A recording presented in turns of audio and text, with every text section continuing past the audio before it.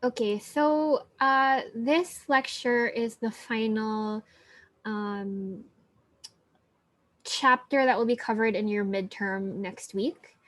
So just a reminder, your midterm will be next Thursday, the 14th. Last week, we talked about the different models of development. So, what are the classic theories for how countries progress, right? How do they go from poverty to prosperity? And so this chapter is kind of the opposite in that instead of trying to figure out how does a country progress from a low income to a higher income, it's asking what are the reasons why countries have not progressed as far as they could. So it's kind of like instead of figuring out a way forward, it's trying to figure out why are you stuck, right? So I'm just going to play a clip uh, at the beginning. Let me try to share my screen. Okay, wait. I don't know if you'll be able to hear the sound.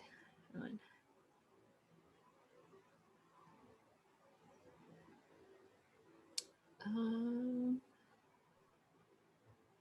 okay, let me know if the audio. Can you hear the audio there?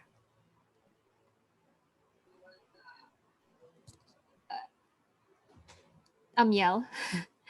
I'll just call. A bit lang, ma'am. It's not Okay. that loud. All right. Okay. Let me try to make it louder. Okay. So this I'm going to play a video that I think will highlight a lot of the themes of this lecture. It was a bitter cold but sparkling clear morning at Cape Canaveral. Here, the last seconds of the countdown. 3, 2, 1, and liftoff. Liftoff of the 25th Space Shuttle mission, and it is cleared to tower. All the communications between the shuttle and mission control indicated everything was going fine. There was a sense of relief that the much-delayed flight was finally underway.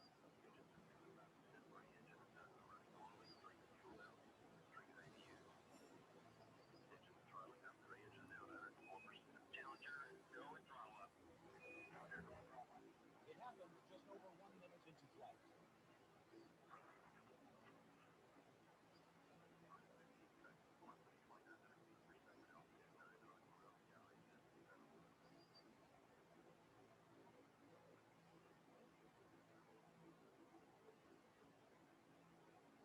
For mission control, silence.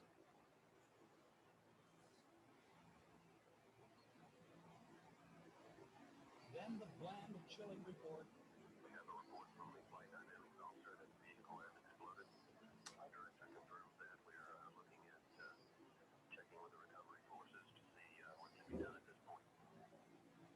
Slow motion.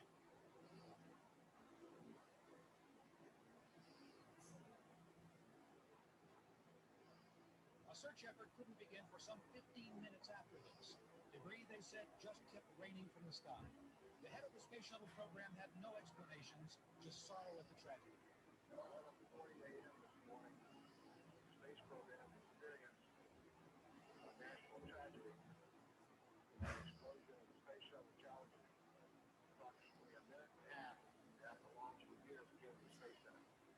Computer-enhanced video shows the explosion in detail. One explosion appears to happen at the rear of the spacecraft, around the main engines, perhaps in one of the two solid rocket boosters. Then a blast higher up. The shuttle was instantly a blazing fire. NASA has appointed a committee of top engineers and scientists to investigate the catastrophe. Orders have been issued to impound all records concerning the flight, down to the personal notes of all the flight controllers. Dan Molina, NBC News at the Johnson Space Center.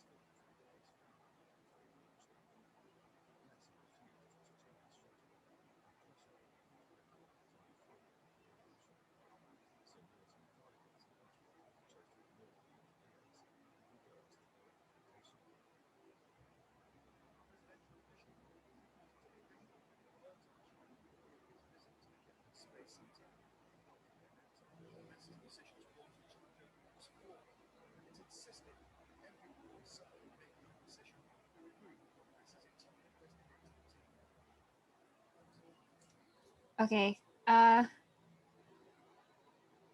Were you guys able to hear that?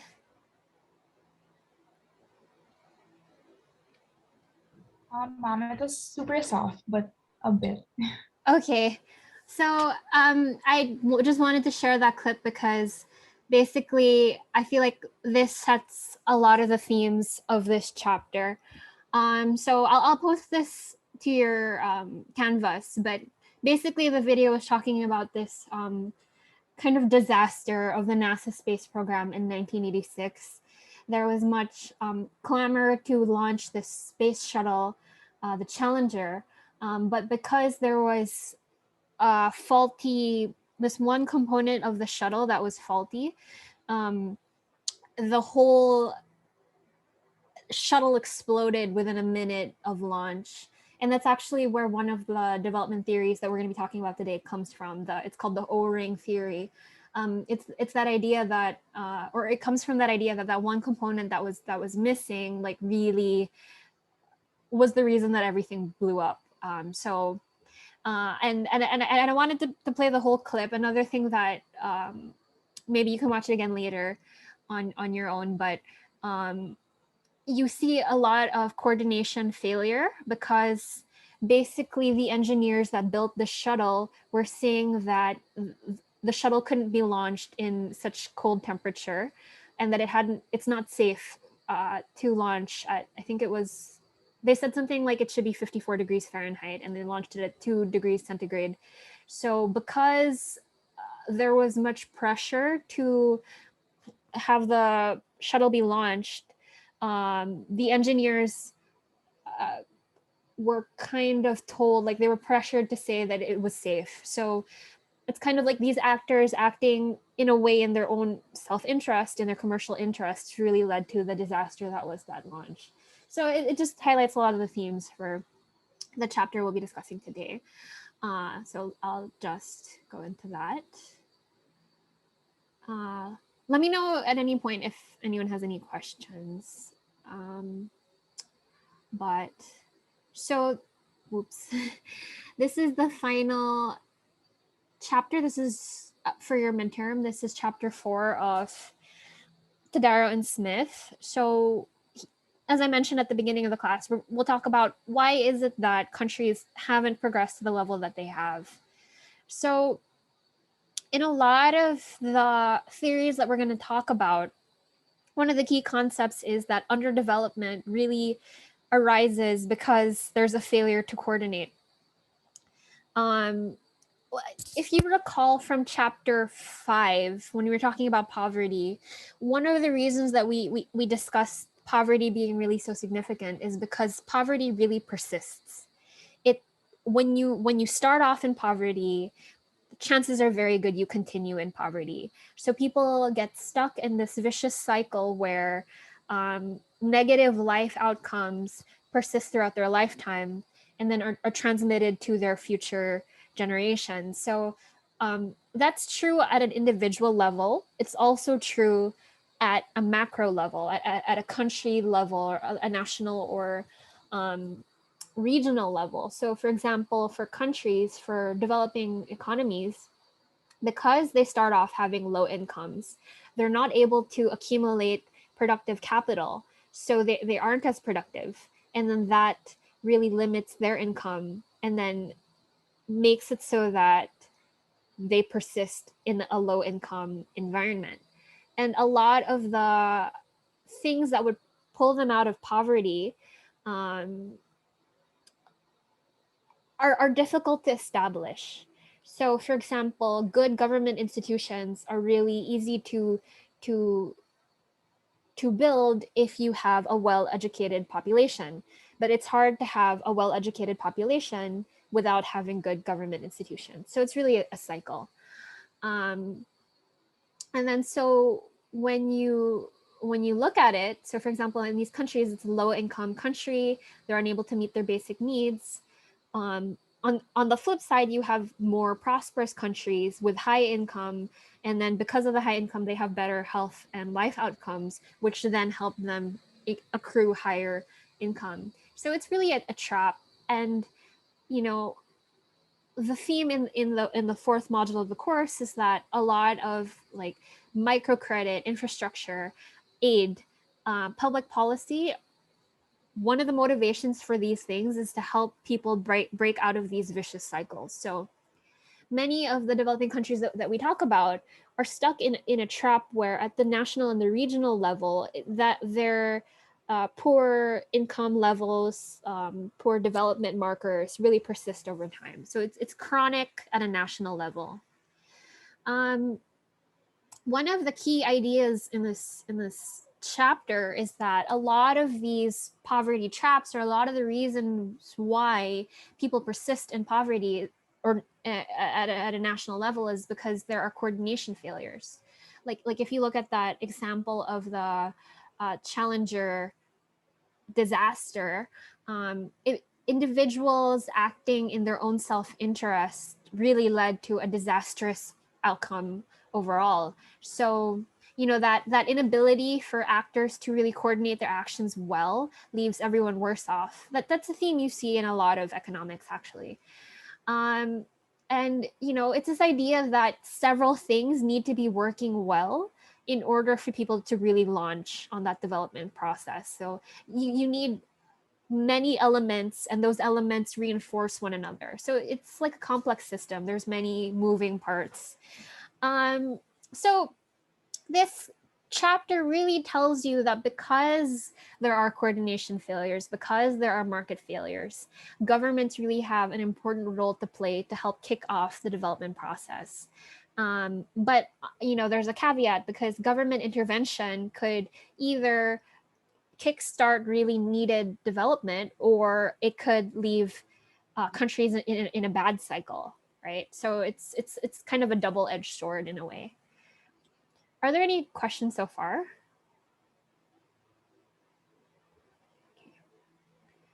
You know, this whole idea, this the persistence of underdevelopment, of chronic poverty at the national level, it's an idea of inertia. It's very hard to kickstart the development process, but when you're on that virtuous cycle, it's really easy to keep going. So that idea that momentum is really key.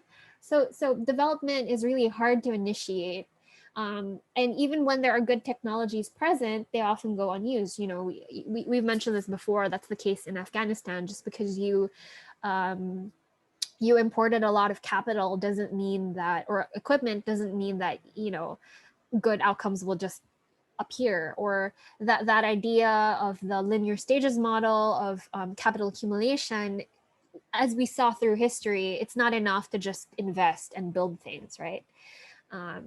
So for many countries, and the Philippines is one of these, many middle income countries are stuck. You know, they have that inertia. They're stuck at that level where they can't break into high income status.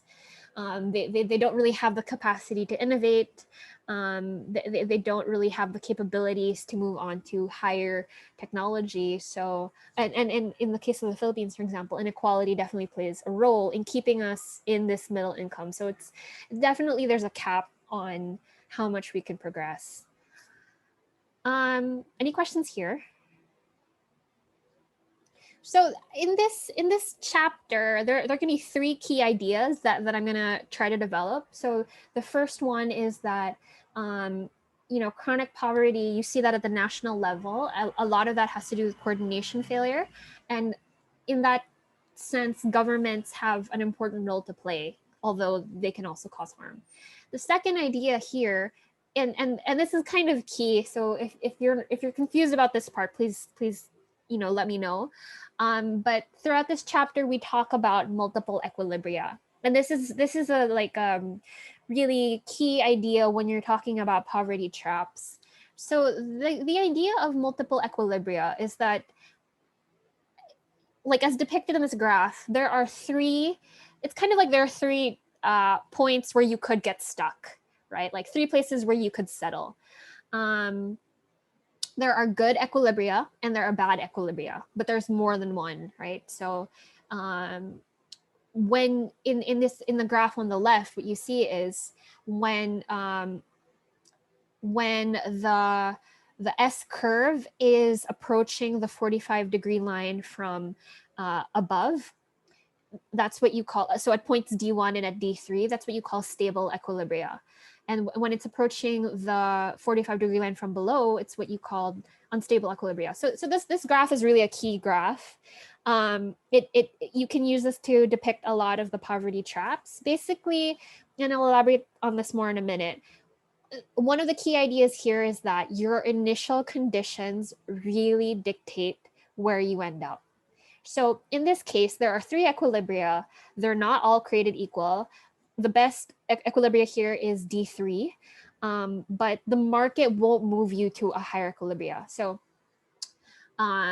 you know, that's at the national scale. If, for example, you can use this notion of multiple equilibria to depict at an individual level poverty traps, right? So if someone starts off below a certain threshold, they're likely to persist in poverty. They're likely to earn maybe less tomorrow than they do today. Conversely, if they start a little bit to the right of that point, that's when they can really rise to prosperity. So initial conditions in this way really have reverberating effects through the decades, or through a lifetime, or through generations. So when you break it down this way, if you start off at point B, that's what's called an unstable equilibrium. So that means that at an individual level, you're just at the cusp of poverty. Any disruption could sink you into poverty. Any good intervention could kickstart growth. So for example, in this case, a lot of the people, when COVID-19 hit, a lot of the people in that unstable equilibria really sank further into poverty. That's one way of depicting, right, what happened. And in this case, point C is the optimal equilibria, because at that point, you're at a high steady state. You've guaranteed that your future income will be higher. Any questions here so far? Because kind of a key, that's a kind of a key point. Is that clear to everybody?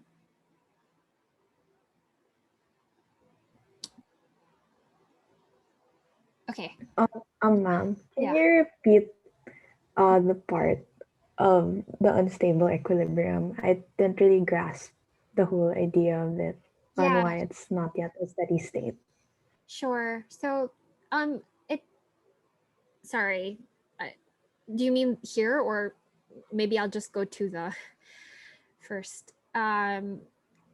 Basically, there's 3 catching points. There's three points where you might get stuck. And the thing is, when you look at that middle point here, in this case, where the line intersects from, sorry, where the S graph intersects the 45-degree line from below at D2, it's an unstable equilibria, because it's kind of like you're not balanced. Like any small change could kick you off the pedestal. So in this graph, you have 3 outcomes basically, and they're not all equal. D1 is suboptimal, D3 is the best outcome, and the market doesn't really. I'll explain this again later. This might be clearer in one of the other models, but basically, market forces don't drive you to the optimal equilibria here. And when you look at it from an individual level, when an individual is at that point B, it's a very unsteady place to be. I don't know if you guys know Les Miserables. Sorry, because I'm reading that right now. Are you familiar with that musical? So you know the character Fantine, right? She starts out kind of near the cusp of poverty, slightly above it. And then basically she loses her job and then sinks deeply into poverty. Oh, I don't know if I got lost. Can you still hear me? Yes, ma'am. Okay. And then you meet the character of Jean Valjean. He adopts her daughter and kind of not doesn't manage to bring her out of poverty, but brings her daughter out of poverty. So the basic premise here is that when you're at point B, you're at that state where any small negative intervention could make you really slide down into the suboptimal equilibrium at point A. But any small boost, conversely, could kickstart you into that higher development out like trajectory, bring you to the higher equilibrium point C. Is that clear? Let me try to think of another example. Like, so this is a really key idea in development economics because you can use it to depict a lot of phenomena. So, for example, when you, let's say, an individual is at point B, in the sense that they have nutrition that just meets their daily nutritional needs. They're barely getting, like, they just meet what they need to survive in a day. If there's a small negative shock or a big one, say like COVID-19, that shock makes it so that they go from, kind of making it day to day to not surviving, barely surviving, right? And then conversely, if it happened that, let's say, they qualified for a government subsidy, like a small bit of income support, that like, let's say they were enrolled in the 4Ps program, for example, that additional support allows them to then send their kids to school, allows them to get more of the health and nutrition that they need, and make it so that the future generations earn more than they did. Do you get the idea? That's a basic conceptual explanation to this graph. Is that clear? Oh, I have a question, ma'am. Yeah. So let's say like due to COVID, like is it possible that like um an economy might like not escape poverty talaga, or is something like that? Yeah, for sure. So um that's really one of the core ideas in this course, is that um there's really stark inequality when you look at development outcomes, and like poor countries become even poorer, rich countries are even richer. Poor individuals sink further into poverty, they're the most vulnerable, and then richer individuals really gain. Like you see that the business tycoons have really benefited from the pandemic, right? So that's kind of the idea behind this chapter. Is like, given that in chapter 3 we were talking about, okay, how does a country progress, how does it go from low income to high income? Here the whole focus of this chapter is, why is it that some nations are just stuck in poverty? Why is it that some nations can't break past middle income status? And then so the theories here are kind of like, given that you're kind of persisting in that suboptimal outcome, how can we push you out of that low level of equilibrium? So that's like, this figure is kind of where the rest of the discussion is based. Is that clear? Or any more questions? I please, I encourage you to ask if did that answer your question? Yes, ma'am. So the third part and the last part of this lecture, I'm really trying to condense the key ideas here. So underdevelopment, because is a coordination failure. Government has a role to play. 2, there is such a thing as multiple equilibria, which explains the persistence of poverty. 3, we're talking about models to try to overcome that low equilibrium. How can you shoot past that low equilibrium? How can you really launch and that rocket shuttle? So we talk about 4 models here. This is just an overview. I'll go through them one by one. So The first one called the big push, which is also why the model rocket was so apt. Because if you remember the Rostow stages of growth, he's talking about how a country can build a runway so that it goes from an agrarian society to a more modern one and really takes off to a high consumption economy, right? So here, the idea behind the big push theory of development is that what can the government do to push a country into the higher level of equilibrium, or why might you persist in a low level of equilibrium? So the idea here is that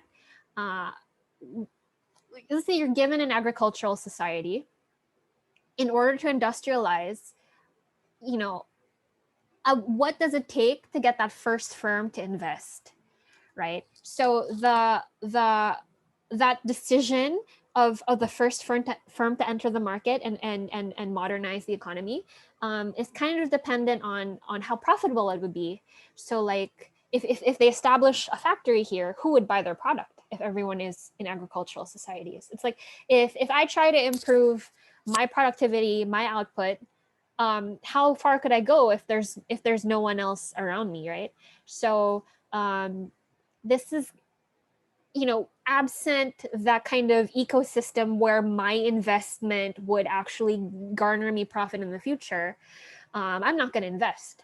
So this model kind of helps you, or is useful when you look at East Asian economies. You look at South Korea, you look at Taiwan, you see that these countries really heavily invested in the productivity of their firms, of their individuals. Like that push from the government allowed it so that those additional investments that individuals and firms took, they could reap the benefit of that, right? So this is the big picture. Let me kind of explain it a bit more. So, but overall, the definition of this model, the big push model, is how, given that there are market failures, you need an economy-wide and sometimes government intervention to help kickstart development. So this is you don't need to really memorize. This is a graphical illustration to kind of flesh out that idea. Please don't be overwhelmed by the figure, like just concentrate on the intuition behind it. But this graph shows you three equilibria. When a firm is trying to enter and decide if it's going to modernize and industrialize, its decision framework actually depends on where it starts out. So at W1, at that line, it starts off below point A. At that low level of equilibria, basically what will happen is that the firm will enter the market and decide to modernize. If you look at the second line, W2, passing between points A and B, the key idea here is that if you're at that middle, that unstable equilibria, you're not sure if you'll enter or not. It kind of depends. And then at the wage line 3, that's your bad equilibrium, because it's not profitable for one firm to enter the market. He doesn't, and then the country doesn't modernize. So the key intuition here is that if you're at that minimal, like unstable equilibria at W2, your decision about whether to come into the market and modernize is really dependent on other people's actions. Are there going to be other firms that enter the market too? And then if there are other firms, then that means that there will be a market to buy your goods. Are the wages sufficiently low? Like, are there people you could hire to populate your factory? So if you're starting out at that wage level 2, at that wage line 2, the market doesn't help you find the optimal outcome, right? So because a firm is just thinking about its own profits, the whole, should I set up a factory here, but then there's no one here to buy it, there are no other, you know, factories nearby, and then if there are no other factories nearby, who would I employ? So I won't enter the market. So at an individual level, it's a very rational decision that I won't set up shop here. It doesn't make sense for me. There's not going to be any profit. But at a broad scale, you know, that decision not to industrialize has big impacts.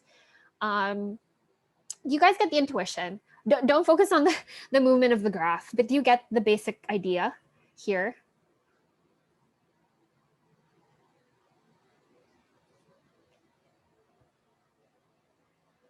You know, I think one way to think about it is if you think about cities, for example, right? Let's say, like, let's give a concrete example. Let's say an individual wants to put up a movie company, right? Let's say he wants to put up a movie company. Let's say he's based in the States. He decides to put up a movie company in, let's say, Texas, for example. He does it. He finds that it doesn't survive because there are no good actors in Texas. Who does he employ? The demand there isn't that high. When you look at the construction of cities, it really shows you kind of this dynamic where kind of hubs of innovation really are concentrated, right? Like New York progressed as a garment factory city, and then people were coming into the city because there was a lot of employment, and then because it was a port city, then it was really industrializing and modernizing, and that really kickstarted growth.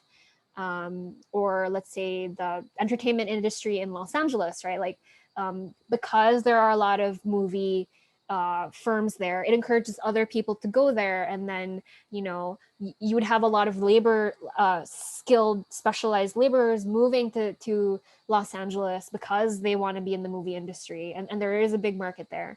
So it's kind of like that. At the very beginning, how does a firm decide to set up shop when it's the first? And the idea here is that absent conditions and with market failures, they will not set up shop.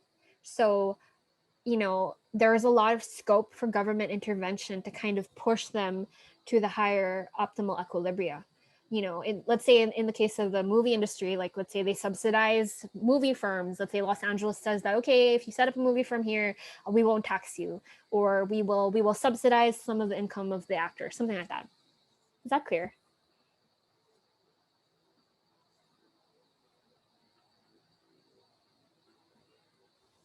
Any questions?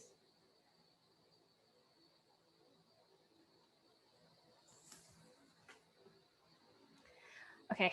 So the big push is really that idea that, you know, actors really need to come together, band together to try to get that high level of equilibrium. So either there's an economy-wide effort, there's a government push, there's that push that state or inter firm cooperation to make it so that there are profitable opportunities for everybody. That's the basic premise of the big push.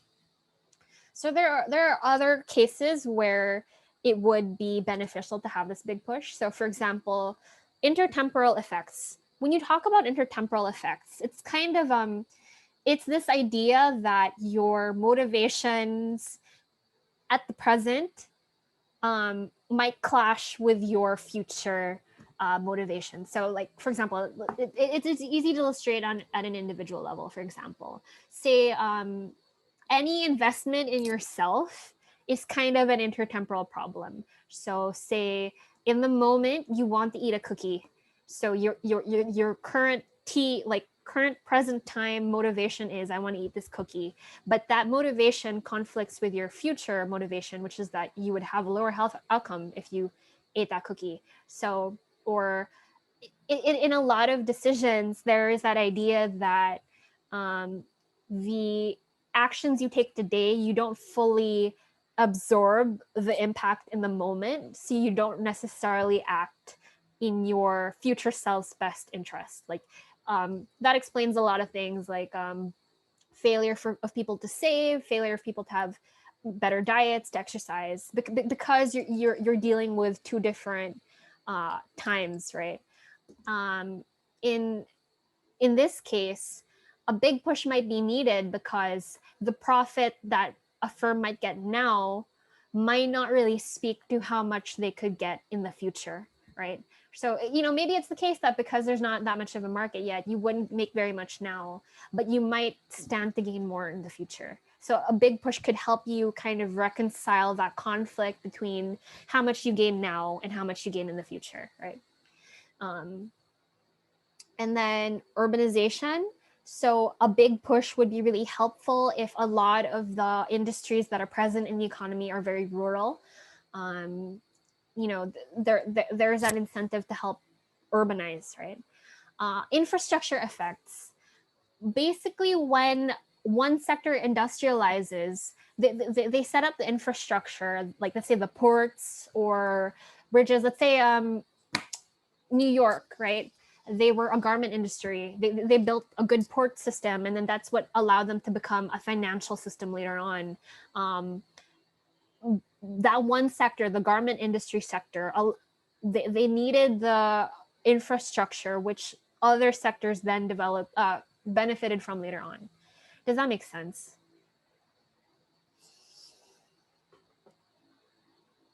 Basically, there are positive externalities to that. So, there's a big push because maybe the garment industry doesn't benefit that much from the port, but fact is, like, the whole city could benefit from that. And then a big push is also necessary or could be helpful if you look at training effects. So in a lot of cases, individuals don't really invest in having really specialized skills because maybe there is no demand for it. And then conversely, firms don't want to train their staff because it's such a high cost to train the staff, and they might then lose them. And there's a lot of uncertainty about what skills would be needed in the first place. So in this case, for example, a big push would be making sure that all your citizens are highly educated, because maybe at an individual level, that individual might not be that motivated to get really specialized skills. It's a low motivation. It's not clear to them that there's a job waiting for them on the other end. And then on the other hand, the firm doesn't want to really train them because, who knows if they'll stay. So that's where a big push, like say government intervention, might really help overcome those discrepancies in terms of training. Is this clear? Oh, Mom, can you explain again the intertemporal effects? I'm not so clear on it. Yeah, so basically when you talk about intertemporal effects, it's this idea that there's a discrepancy between the gains you have today and the gains you have tomorrow, right? So let's say your college education. If you graduate with a diploma from Ateneo, right, you're stitching together the contributions of many selves. You're stitching together the contribution of yourself here today, attending this lecture instead of, say, watching TV or like taking a nap. Like in all of those instances, at those present moments, all of your multiple selves might have been happier, might have had more utility if they like took a nap or played a video game or opened Instagram. But in the long run, the what you stand to gain is different, right? So it's when you talk about a big push in terms of intertemporal effects, it's this idea that the profit you stand to gain now is not really indicative of what you might get in the future, right? So like, for example, let's say attendance in this lecture today, it's kind of small. The gain, let's say, it might be small, right? But then in the long run, right, let's say that 1% that you get by being here, you stitch it together with all the other good virtuous activities, you could gain a lot in the long run. Does that make sense? It's this idea that you're trying to reconcile the difference in gains across time.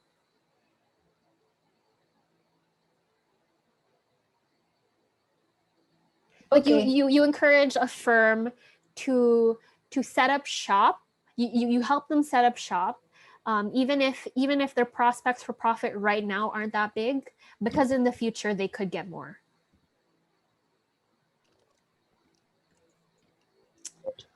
Makes sense now. Thank you. Okay. So, when you talk about multiple equilibria, there are several problems that are kind of associated with that. And I'll just kind of give you the broad, big picture ideas of these different ones. So, one, and this is a very intuitive example, the inefficiency of incumbents, right? Like we see that in the political system, right? By incumbent, you mean, let's say, the politician who has been sitting there for 20 years, the firm that has been operating there for 20 years, because people who have been there a while, as long as they're there, they're getting gains that kind of help solidify them in that position. So, and they kind of become complacent. So let's say when you look at the development outcomes of cities where there are political dynasties, there's this monopoly on power. They have very much lower development outcomes than cities without political dynasties, because the fact is that monopolies lead to inefficient outcomes. Because let's say a well-entrenched politician, because he has a lot of rents that he's been accruing through the years, it allows him to kind of persist in power and not really try to innovate. His what do you call it, his motivation to provide good services is pretty low, because he doesn't have that high risk of leaving office, because he's a monopolist of power. Similarly with firms, when firms have a monopoly in a certain sector, they have very little incentive to innovate, to provide better services, right? Like if we had only one, let's say we had only one telecommunication provider and everyone uses this, and that's a monopoly industry, he won't, that telco provider doesn't need to offer good services. They don't need to ensure good cellular connections, because they're not at risk of any competitor overtaking them. Is that clear? Like, I feel like that's super, you can think of so many examples of why incumbents or a monopolist might lead to suboptimal outcomes, right, for everybody. So these things all speak to inertia, basically. The second one, when you're talking about behavior and norms, it's this idea that because basically this is the way that business has always been run, there's very little incentive to improve, right? So if you're in an ecosystem where everyone is corrupt, it makes sense for you to be corrupt. And it's kind of hard to bring about change in that sense, because it requires many individuals deciding they want to change. So behavior and norms are so sticky, right? Like culturally, there are many norms that emerge, that at the time that they emerged, it made sense, right? Like, let's say in an agricultural society, it made sense to have a lot of kids, because the kids would help you farm, right?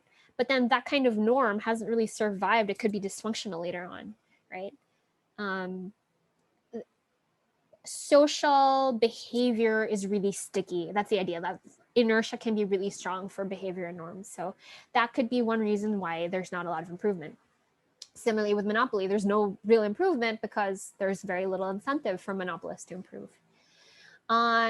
And then when you look at imperfect capital markets, we've talked about that before, that has long-term effects. If you have no access to credit, how can you set up a business? How can you really be entrepreneurial? How can you maximize your profits?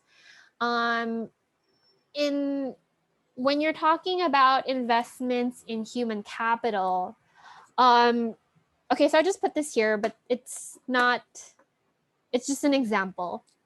But when you look at the gains that people have to education, it's not that every year is created equal, right?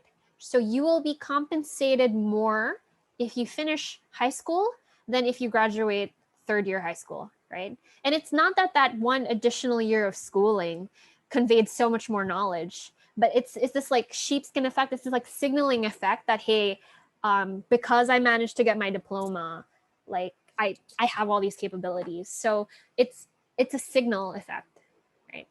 And then another multiple equilibria problem is this idea, actually this is more a solution, this idea of linkages. So governments a lot of the time can benefit from identifying sectors that would be good to invest in, because that can really help them really develop. So for example, in the Philippines, let's say that they're saying that it's really good for Filipinos to invest in digital skills. So let's set up let's encourage investments or firms needing digital skills to come in, because then there are backward and forward linkages. So backward linkages means that firms buy goods from one another that serve as inputs. So for example, let's say in Vietnam, they produce a lot of bags. In Vietnam, then there would be a lot of markets, a lot of firms benefiting from selling zippers because it's used as an input, right? So that's a backward linkage. Like because Nike set up shop in, or what's a bag producer? Give me a bag producer. They set up shop in Vietnam, like a big multinational corporation. Then the zipper industry thrives because it's a backward linkage. And then a forward linkage is that you sell the completed product to one another. I don't need to go into it, but so the big idea here is that there are multiple reasons why you might need a big push or a big government or industry concerted effort, because inertia can be so strong. Is that clear?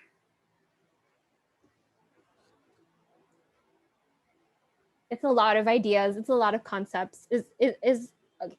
Let me know if anything isn't clear, or if you would want me to explain anything again. So before we go, this was the hardest of the 4 theories. The others are more self-explanatory. Are there any other questions?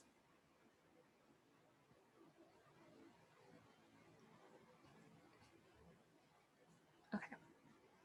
The second theory, and we saw the origin of this theory earlier, is the O-ring theory of economic development.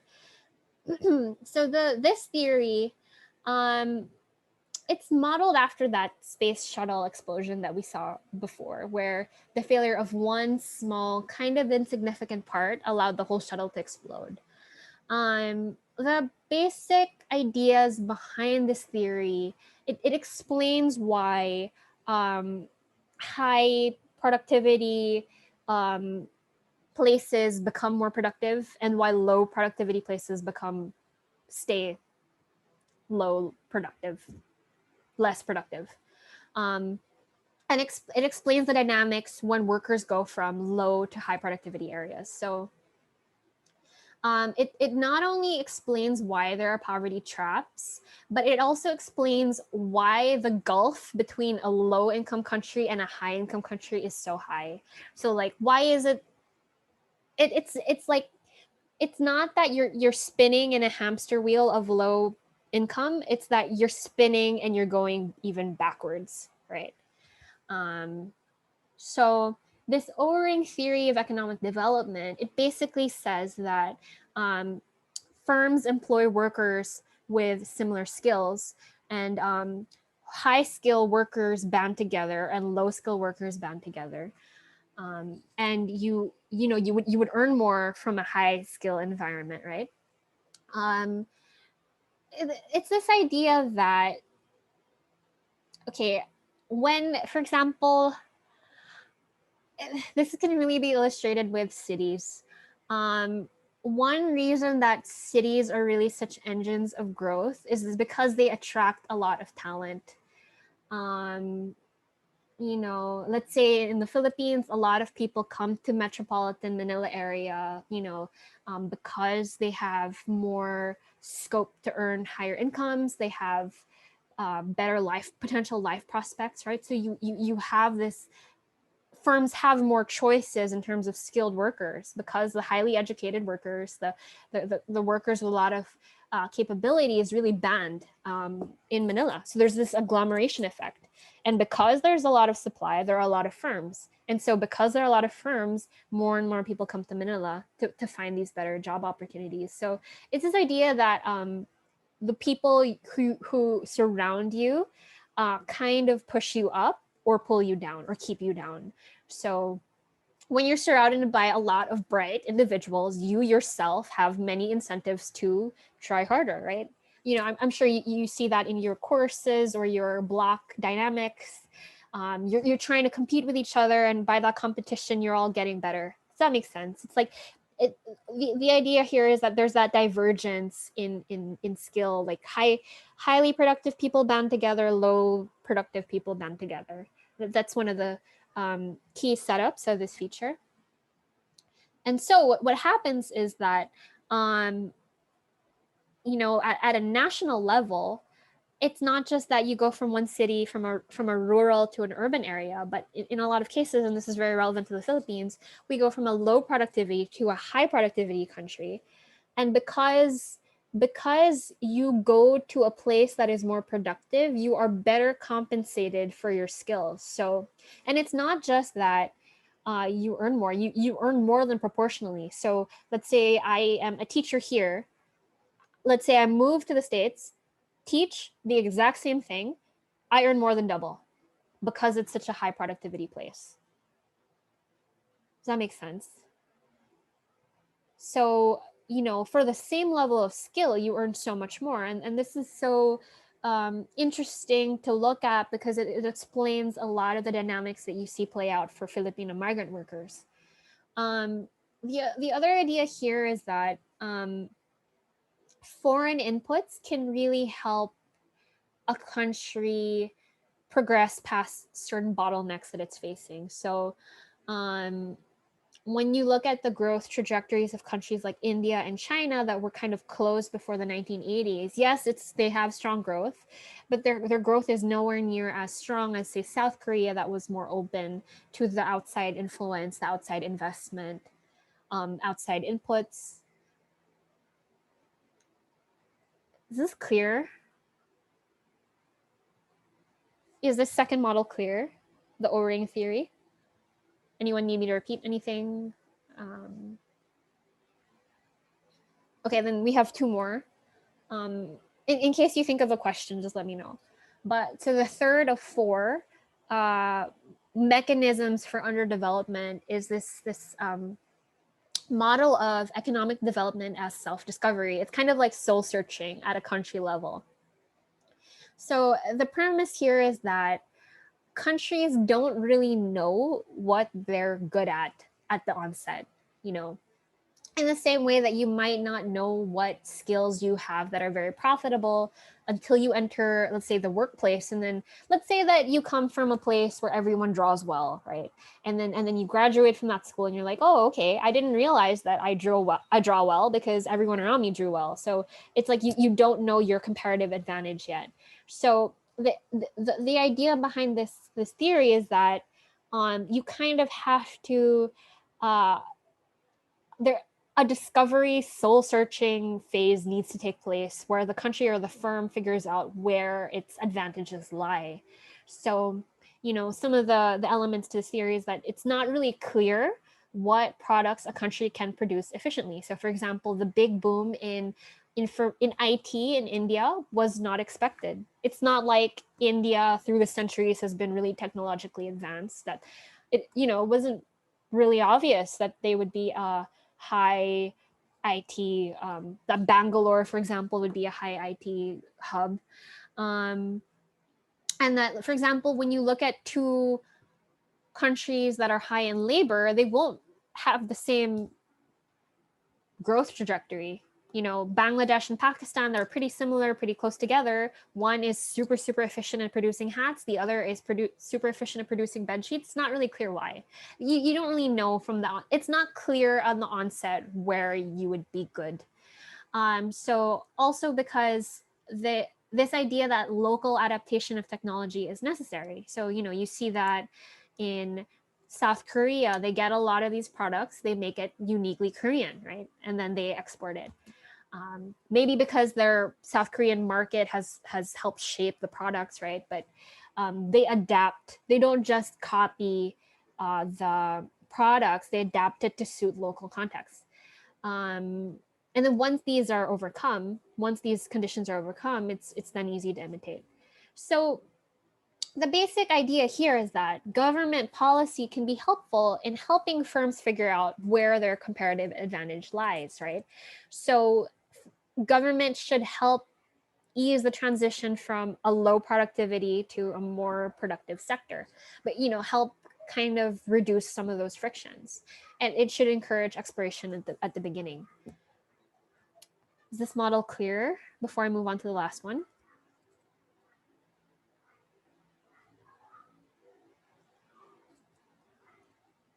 So finally, the last contemporary model of development and underdevelopment we talk about is this growth diagnostic framework, which is, if you recall from our previous lecture, we were talking about there were structural models, right? Like patterns of change. We were talking about this is the recipe. This is how a country goes from poverty to prosperity. This framework basically says that no, there is no one size fits all. There is no recipe to development. You need to look at the specific country, and figure out what are the country specific binding constraints to growth. What are the uniquely Filipino reasons why the Philippines is not growing?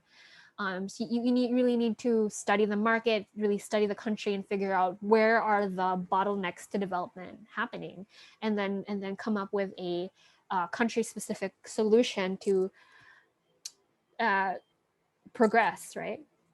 So I won't go into this. This is in your textbook, but basically you could just have this framework where, let's say the Philippine problem is that we have very low levels of entrepreneurship. Then we need to figure out, is the Philippines not having a lot of entrepreneurship because it's hard to get finance, or is it because there's very little return to economic productivity? And then if this is the case, then is the high cost of finance because there's bad local finance? Is it because there's bad international finance? And then you kind of drill down in that country specific context to figure out what's the real root of the problem.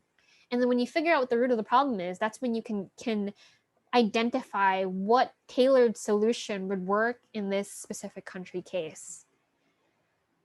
So to kind of end, and then we can get questions after this, but when one of the main questions of this chapter is, why is it that countries persist in poverty, is that inertia is so strong. People will keep doing inefficient things because it's rational for them to be inefficient. There is that failure of coordination, right? Like a firm won't industrialize because there's very little gain for him at the moment. It makes total sense for him not to enter the market. Even if as a whole, the whole country would lose because they didn't set up shop. And while firms and economic agents might be able to overcome these problems, there's really scope for government and public policy to really come in, try to identify, what are some potential sectors that might boost our productivity. Where, how can we push firms into a higher level, a higher trajectory of productivity.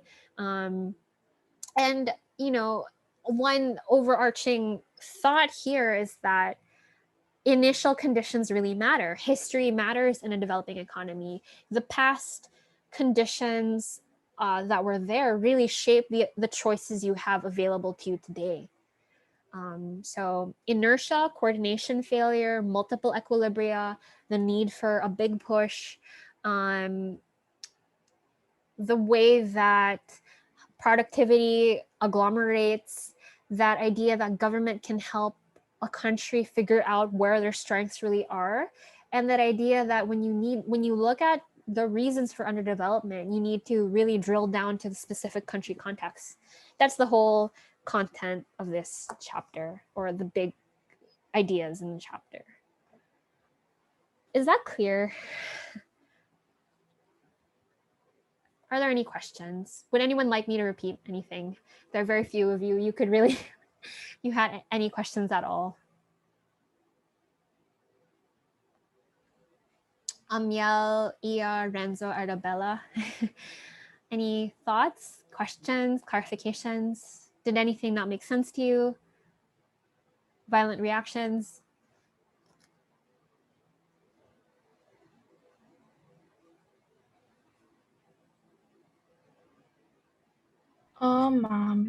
Just like out of curiosity, because you mentioned that sometimes government intervention or aid isn't necessary. Are there any examples of countries who have been able to develop without that?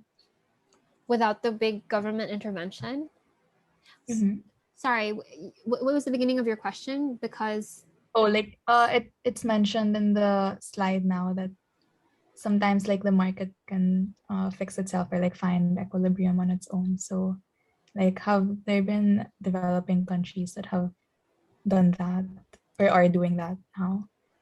I don't think that there are really country examples. Well, I mean, you know, the United States actually has a lot of examples where, you know, even in the absence of government intervention to try to innovate or encourage certain businesses, certain hubs of specialization just kind of emerged. Because you know, it's always a combination of many things. So the United States is this big contiguous land, right?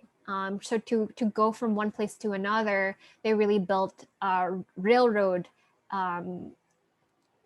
system that went across the country, and in those different places, you know, hubs or cities really popped up, and so you know there's no real government intervention to, let's say, have a movie industry in Los Angeles. That kind of was just economic, like it just emerged because different parties really agglomerated, but in a lot of cases it would be really difficult to kick off that highly productive sector in the absence of government aid. So it's not a necessity, but in many places it helps. Yeah. Okay. Yeah. Okay. Okay. Thank you, ma'am. Do the others have any other questions? Is it all clear? I mean, I don't know if anything was confusing, because now would be the time to go over it, if ever.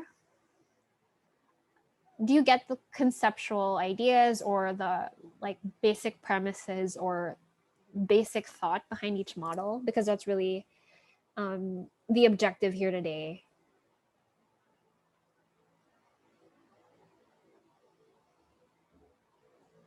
Oh, ma'am. Mm-hmm. Yeah, I got the general idea of most models. I think same as kanina, I'm still a bit confused with the multiple equilibria. So what specifically is there like a specific part that wait, sorry. Let me go there. Is there a specific part? Or like do you get the premise of the multiple equilibria? Oh, sorry, mom. I think my internet was unstable for a bit. But Sure. just to clarify again, mom, no, it's in point B where things are quite vulnerable and Yeah. things are subject to change. Yeah. Since it's quite unstable. Yeah. Then it's in C where things are already steady. Yeah. So that's most A likely A and C. mm, A and C. oh, A and C. A Oh, and C alright. are stable. A and C are stable, but A is the not desirable outcome and C is the desirable outcome. So, for example, if you're plotting corruption and cooperation, A would be corruption, C would be cooperation. And the market doesn't really push you one way or the other necessarily. So that's why government intervention is helpful. Like in the case of the big push, government intervention would make it so that you go from point B to point C, and that you don't just slide into point A. Mm. Alright, ma'am. Yeah.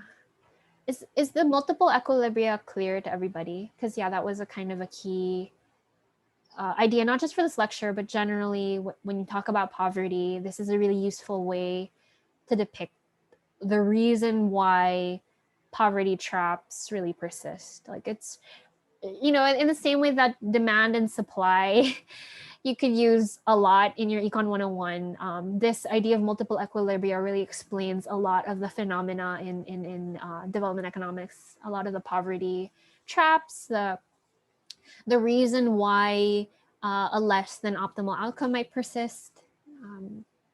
You can depict a lot of things on this graph. Is it clear to everybody else? Or, I mean, unclear to anyone else, rather?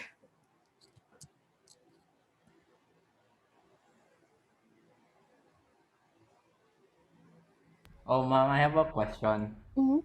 It's like um I see like these models are like like basis for policies ba? Are they like for policy making? Yeah. So like do these like models have like criticism with them in like when if you use this like model, it's like perfect now. Like there's nothing that it's like you don't question what's been used or what's been stated in that model like that. Um. Or do you come with like criticism or like you take it with a grain of salt pa rin? Well, okay, because if you remember from our last lecture, right, we talked about four theories for development, and it's kind of like those were criticisms because they were, in a way, prescriptive. They were approaches. They were like, okay, this is our path. Let me draw a map for us of how we go from point A to point B. And then your linear stages said that, okay, these components need to be in place for us to go into to graduate to a high consumption society. The patterns of change, structural models were saying, okay, these are the patterns of development we must follow. The difference here is that it's not as prescriptive. It's more that it's explaining, like, given the country specific situation, this might be the mechanism for why we're underperforming. And then given this is how we can attack it. So it's not, there aren't really criticisms because, in a way, these things are kind of targeted solutions. Like, if, to put it crudely.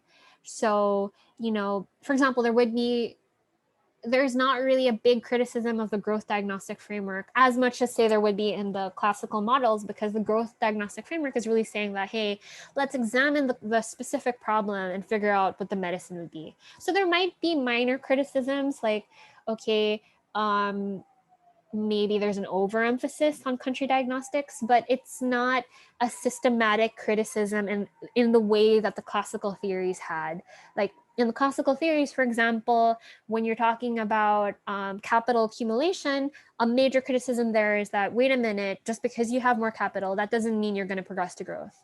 It doesn't really have as much a parallel, which is the short answer from the very long answer.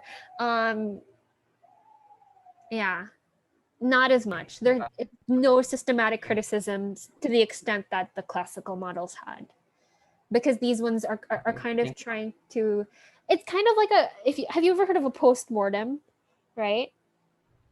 Think of it like an individual. Let's say you have a child and you're trying to figure out, how do I make my child very healthy?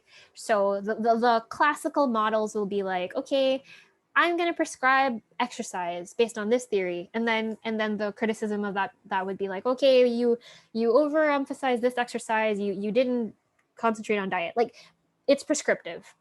These models are more post-mortems. You're looking at the dead body, you're wondering, how did it die? I don't know if that makes sense.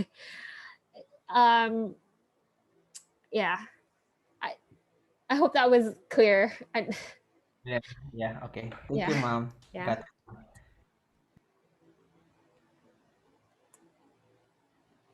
Any other? So like, just to sum up, right? So that you can kind of have a mental inventory of, did I understand the concept? It was coordination failure as one of the reasons why underdevelopment persists.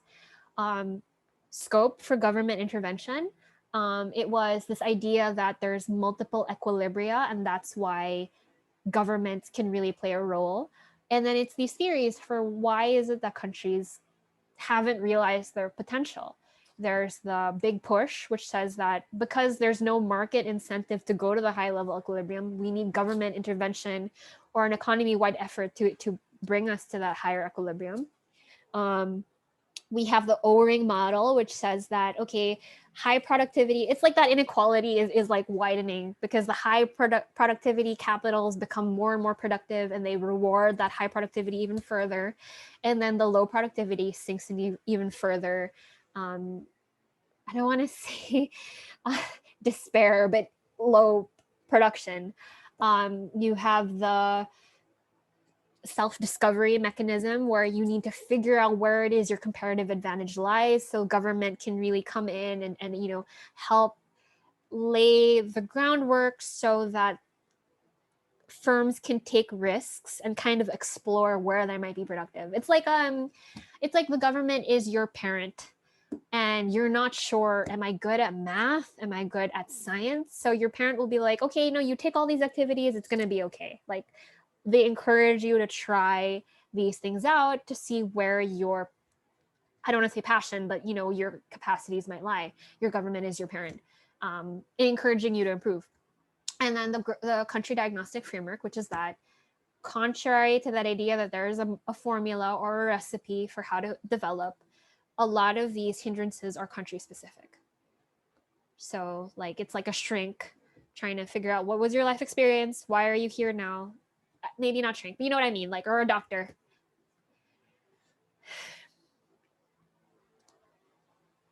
Are those main concepts clear? It's actually really, really interesting. I don't know if I'm doing it justice. It's a lot of different thoughts, but this is definitely really, really fascinating subject matter. I'm probably biased. Clear?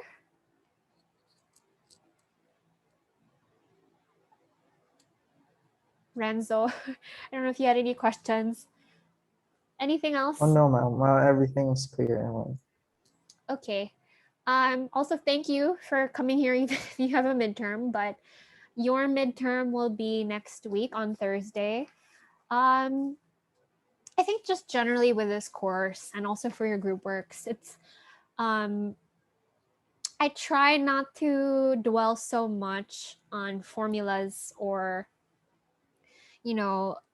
let's say plot this, what's the demand and supply curve, what's the equilibrium or clearing price. I think the way that you approach this course, or to my view, the best way to view this course, is really to really master the conceptual underpinnings of the different chapters. So, because I feel like that's how you apply when you're looking at a country and its development trajectory. It's more conceptual understanding that really kickstarts that process, and that appreciation for why we're here, where we are now, how might we move forward. So I guess that's just one thing to keep in mind as you're studying for this course.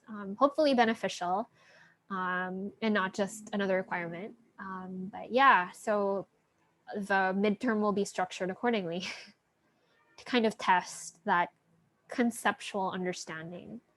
Not so much for example, what year was O-ring theory developed, who developed it, but what does it mean? What is the implication? How might it apply in the Philippine context? Those are the kinds of learning that I'm hoping you take away from the course, and that's what you'll be tested on. So there are no more questions. Anything else before we end?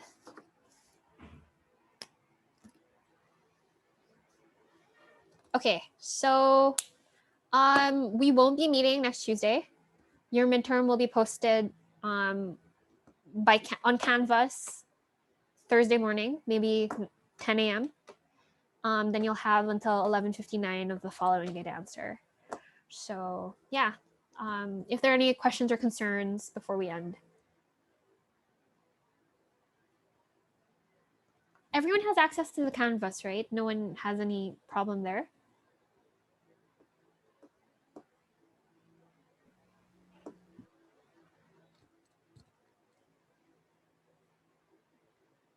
Okay, well, then I guess that's it. Good luck with the rest of your course requirements for the other subjects. And I'll see you guys in 2 weeks, actually, October 26th. So good luck, guys. Thank you, ma'am. Thank you, Thank ma'am. you, ma'am. Bye.